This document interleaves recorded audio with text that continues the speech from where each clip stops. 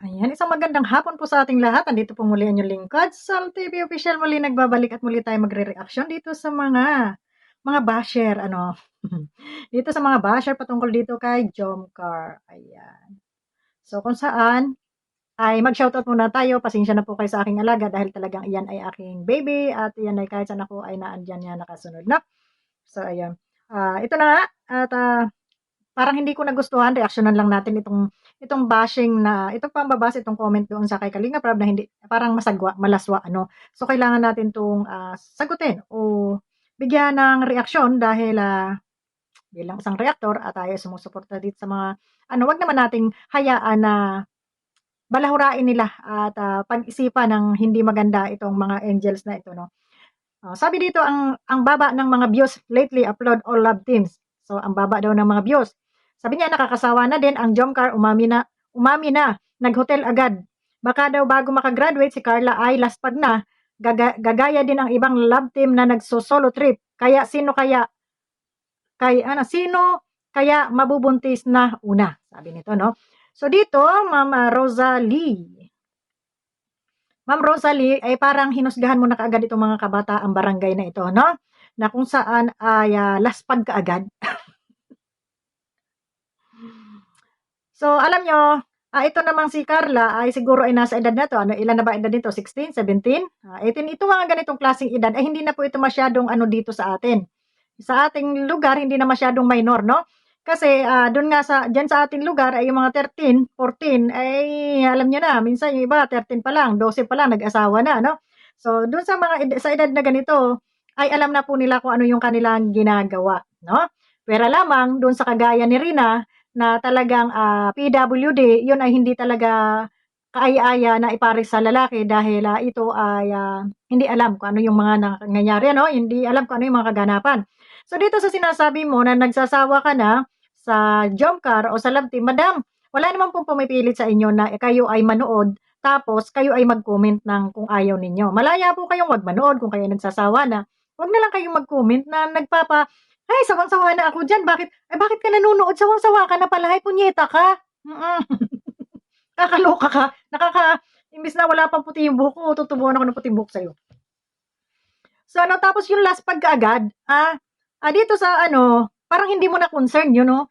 Yung malaspag man sila o ano, sila na yung may alam sa sarili nila at kung magpalaspag man sila, ay siguro ay alam na nila yun at hindi ka naman siguro problemahin nila pagdating ng sila ay may problema na. Ano, kaya ang problema kasi ng mga Pilipino, kahit hindi nila problema, ay kanilang pinoproblema. Sakit talaga ng Pinoy yan, oo. So ito, dito sa sinasabi mo na nagso-solo trip, nag-hotel agad. Nag-hotel daw kaagad. So, ang dating dito ay para inggit na inggit ka na hindi ka kasama dun sa kanilang pag-hotel, ano?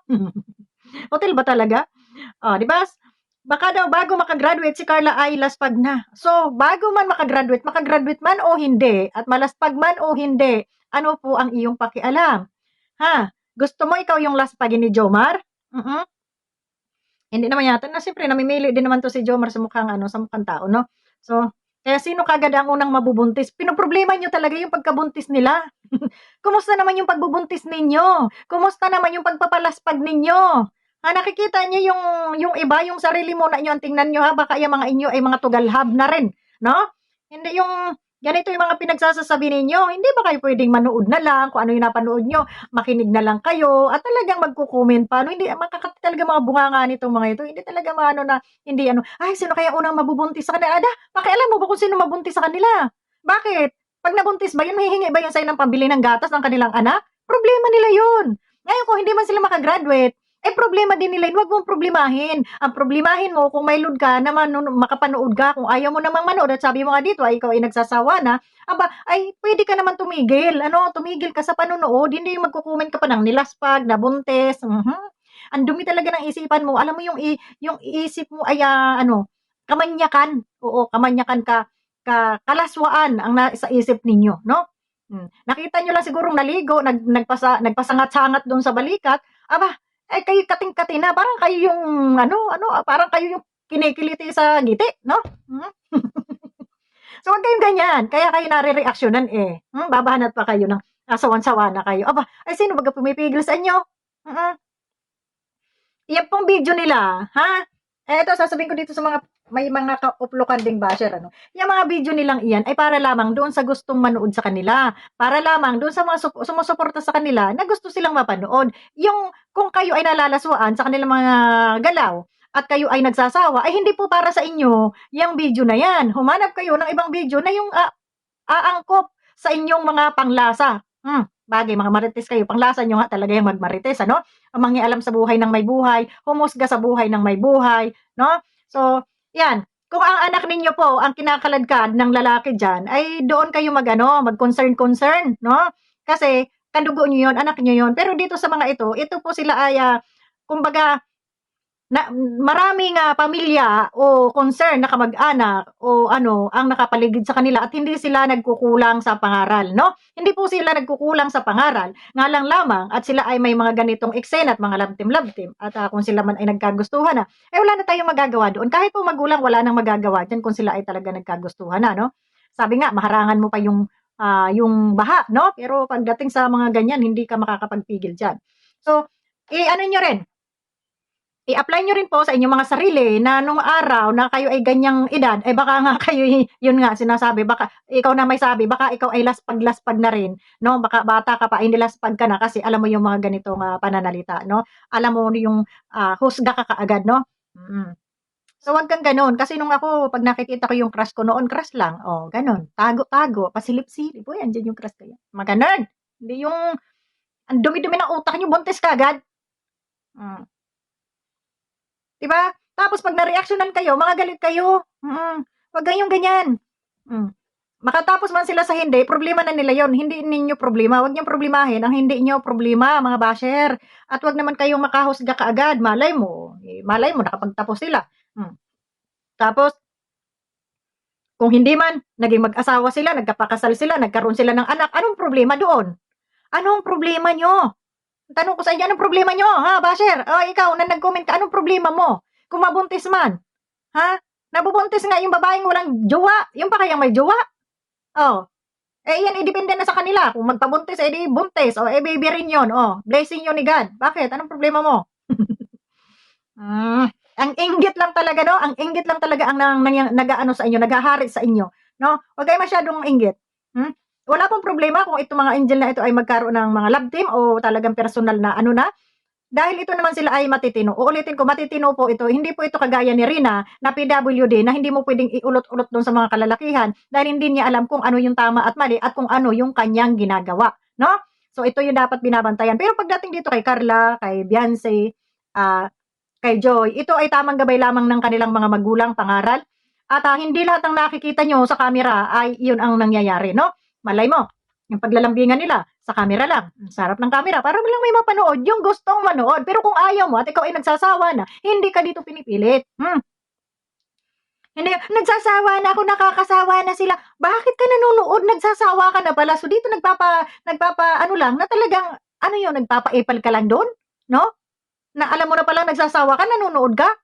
Tapos magko-comment ka na nagsasawa ka. Sino ba humila sa'yo? May tali ka ba sa leeg? Tinalian ka ba nila? Ha? Tinalian ka ba nila sa leeg para dyan ka lang? Ha? Magsawa ka dyan sa hindi, basta dyan ka lang. Nakatali ka ba sa kanilang mga channel? Hindi, di ba? Hawak mo yung cellphone mo, hawak mo yung channel mo. Ngayon, kung nagsasawa ka dun sa isa, lipat ka dun sa kabila.